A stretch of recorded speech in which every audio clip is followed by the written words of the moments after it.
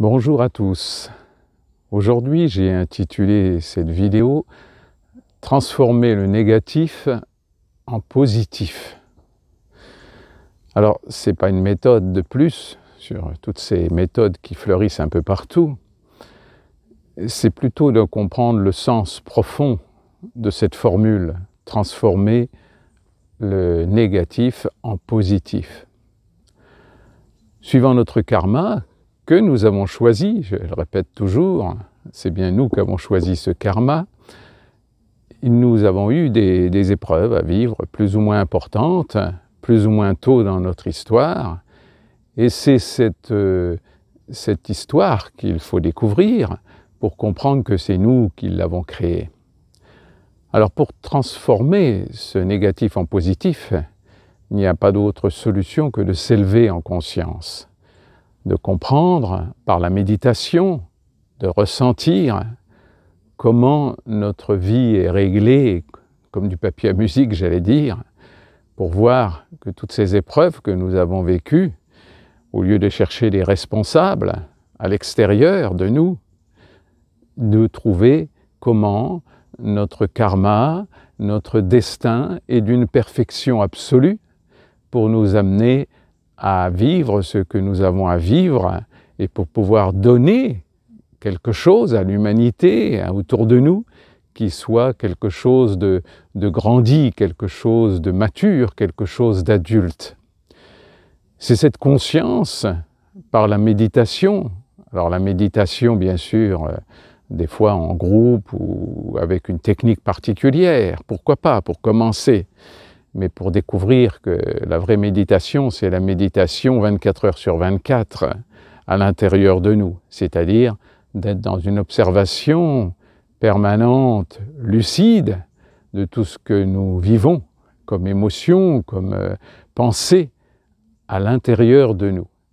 Et c'est grâce à cette conscience qui augmente de jour en jour que nous pouvons voir la réalité de notre destin et de se rendre compte que toutes les épreuves que nous avons vécues ne sont que des tremplins pour nous amener à donner ce que nous avons à nous donner d'abord à nous-mêmes et puis donner à ce que l'on peut donner aux autres. Personnellement, ma vie d'enfance que j'ai découvert petit à petit, bien sûr, une absence de présence d'une mère, d'un père, une absence de tendresse, une absence de contact physique. Il n'y a pas pour moi, en tout cas pour mon histoire, pire que cela. Mais pourtant, aujourd'hui, je suis dans la joie de vivre. La joie de vivre, dans mon destin m'a amené petit à petit à un environnement extraordinaire. Je suis entouré de 2 hectares de nature, je suis avec un climat de soleil fréquent. J'ai quand même beaucoup de chance, mais cette chance, c'est parce que je l'ai travaillée, c'est-à-dire que j'ai accepté de transformer justement le négatif en positif, c'est-à-dire de voir par la conscience, par la méditation, comment tout cela est parfaitement orchestré. Et ça ne m'empêche pas d'avoir des émotions perturbantes, et je pense que j'en ai même plus qu'avant, mais toujours parce que j'ai encore à découvrir des couches dans la relation humaine. Et ces couches que j'ai découvertes petit à petit m'ont amené à écrire un livre, m'ont amené à faire ces vidéos, et c'est grâce à cela que je peux donner ce que je donne, humblement, si je n'avais pas vécu ce que j'ai vécu, et accepter de transmuter tout cela dans quelque chose de positif, dans quelque chose de réel, dans la vie, tout simplement, de tous les jours, dans mes relations humaines, je ne pourrais pas donner ce que je donne. C'est donc bien grâce à mon histoire que je donne ce que je peux donner. Donc tout ça, bien sûr, c'est toujours de sortir de ce côté victime de la vie, victime des autres, qui n'est que d'entrouvrir la porte du bonheur, la porte de la joie de vivre, la porte d'être enfin dans notre destin de don.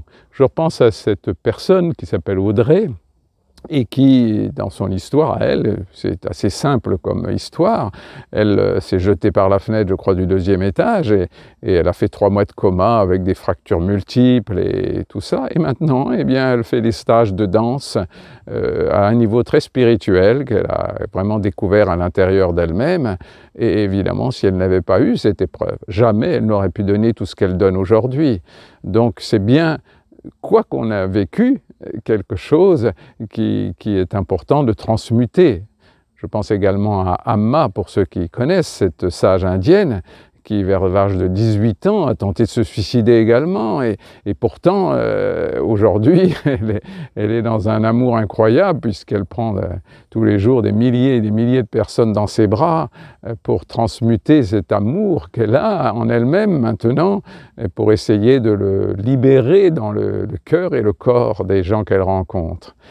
Donc vous voyez, tout est possible à transmuter, mais à condition de s'élever en conscience pour voir comment notre destin est construit et que nous n'avons pas freiné ce destin. Nous avons juste à être dans l'instant présent, à faire ce qu'on peut dans l'instant présent pour que notre destin soit, comment dirais-je, exact, qu'il ne soit pas bloqué, qu'il ne soit pas freiné par nos émotions, ou par nos refus, ou par notre côté victime. Voilà, j'ai essayé de vous montrer ce qu'est de transmuter comment dirais-je, son histoire de négatif en positif, pour nous amener bien sûr à être heureux, car il n'est pas possible de donner quelque chose si on n'est pas heureux, sinon c'est encore quelque chose qui est une réaction par rapport à nos manques, mais pas du tout à notre destin. Le destin, c'est fait pour être heureux.